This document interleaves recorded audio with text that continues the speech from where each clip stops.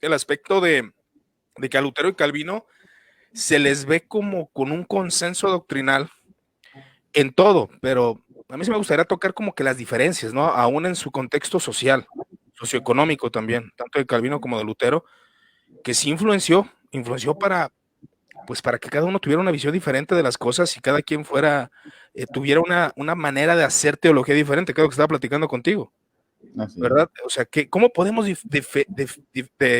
definirlo? Definir qué clase de teólogo es.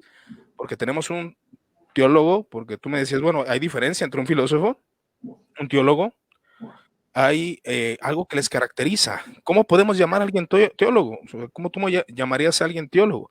Hablando por Lutero, ¿qué te parece si comenzamos con él? ¿Qué tienes que decir acerca de este máximo exponente de la historia de la Reforma? Bueno, yo como tal, yo considero que dentro de los tres, y yo soy metodista, mucha gente me conoce, soy metodista, no considero tanto a Wesley un teólogo y tampoco a Martín Lutero, o sea, como tal un teólogo sistemático, como tal no lo considero. De hecho, podemos ver que la mayoría de lo que hace Lutero son comentarios bíblicos, reseñas, algunos ensayos, de hecho que podemos ver algunas respuestas, ya es que tenía unas respuestas con Erasmo de Rotterdam, por ejemplo, entonces, pero no es como, creo yo, como Calvino, este,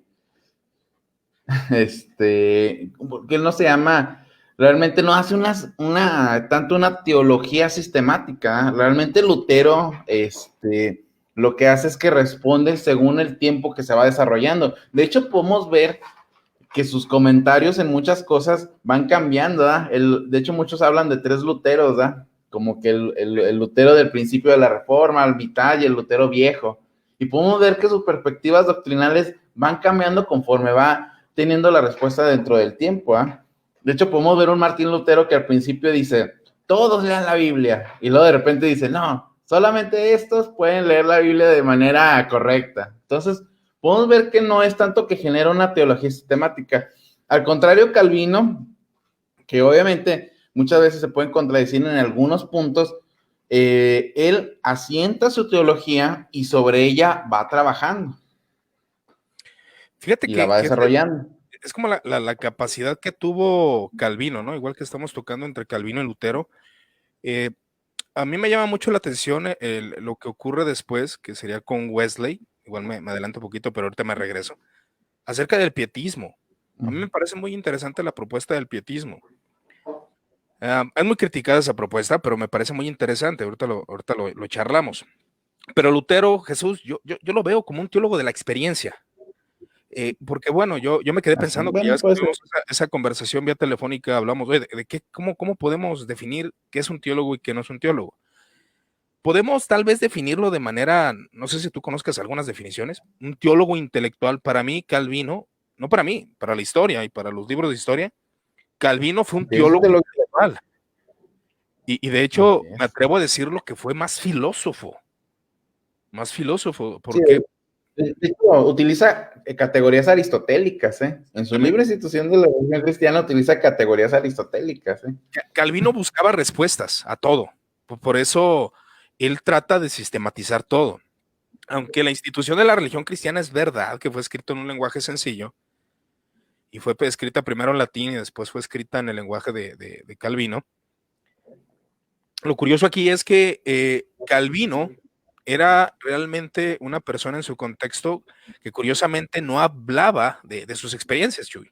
No hablaba De hecho, de lo que él... De hecho, si casi nadie estaba leyendo un libro de historia acerca de él y la experiencia de su conversión, la verdad, como lector, es muy insípida, es muy insípida, o sea, no hay experiencia. no, no es como Lutero que lee el capítulo de la fe y así como que siente que cae en la escalera al cielo, ¿verdad? Exactamente, o sea, tú lees la conversión de Lutero y wow, o sea, es impresionante, casi ves el cielo abrirse y a Cristo Jesús bajando, obviamente con reverencia lo digo, pero es lo que Lutero, cómo lo expresaba, porque Lutero era de esos exponentes elocuentes, de esos exponentes como tú lo dijiste hace mucho que hablamos de Lutero, ¿te acuerdas? Que era un exponente, pues, de los que hablan y de boca floja, como tú dijiste aquella vez. Él era encargado de una predicación bastante motivadora hasta cierto aspecto, porque Agustín fue quien inspiró a Lutero, y tanto Agustín como Lutero son considerados como teólogos de la experiencia. Y Así es. para mí, Jesús, ahí yo veo como una conexión con Wesley, con John De Wesley. hecho, de hecho, es interesante que, por ejemplo, Wesley, a pesar de ser un anglicano, recordemos que él viene de Inglaterra, el anglicanismo es como, bueno, es como una vía media entre algunos puntos, entre el catolicismo, y él viaja a Estados Unidos, nomás para hacerlo un poquito, porque mucha gente no conoce la situación de Wesley. Él Sí, viaja a Estados Unidos y regresa decepcionado porque él tiene una experiencia muy traumática en donde él reconoce que no tiene fe.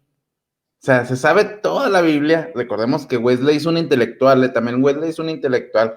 Sabía sí, griego, sabía latín, o sea, el vato filosofía, estaba. Sí, no, el vato estaba. Pero reconocen un punto, ¿sabes qué? Él decía, mi fe, solamente era intelectual en cierta manera, si lo podemos parafrasear.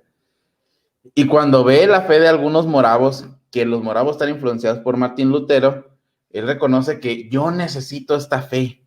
También es una conversión muy impactante en cierta manera lo de Wesley.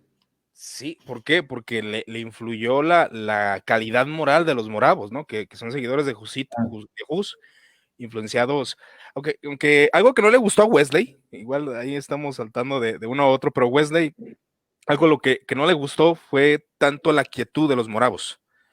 Esa quietud, sí tenían una calidad Ese de vida, sí.